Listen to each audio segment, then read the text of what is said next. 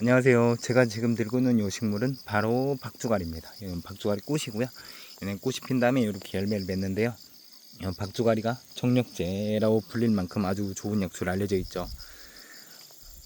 꽃이 이렇게 피어 있고 이제 중간중간 열매가 여기도 맺어져 있고 여기도 이제 열매를 맺고 있네요. 이 박주갈이 꽃이 핀 뒤 한 2주 정도 있다가 이제 열매를 맺는데요. 오, 이거 좋다. 요런 정도, 요 정도 사이즈는 그냥 뚝 따면 하얀 진이 물씬 나오는데 이 하얀 진액은 독이 있기 때문에 한번 털어내서 그냥 먹습니다.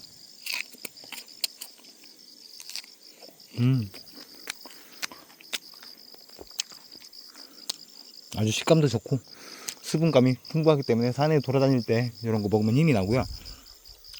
이 박주갈의 주요 효능으로는 자연강장에 매우 좋은 효능이 알려져 있습니다. 산모분들 모유 안 나오실 때 이 박주갈이 다 익은 거 말리셔서 씨앗 열매를 라마자라고 하는데요. 라마자 드시면 산모분들 모유 축제는 매우 좋습니다. 이 잎도 뜯으면 하얀 진이 나오는데 이 하얀 진에는 성인분들 사람의 신체에 사마귀가 있는 곳에 한 달 정도 사용하시면 큰 사마귀 아니면은 제거가 되는 거 알려져 있습니다. 이 하얀 진을 사마귀 나는 곳에 발라주면 되는 거고요. 이 열매 지금 채취 조금 더 아까 제가 보여드린 영상만큼 그 정도 사이즈일 때 드시면 매우 맛있습니다. 수화 촉진에도 매우 좋고요.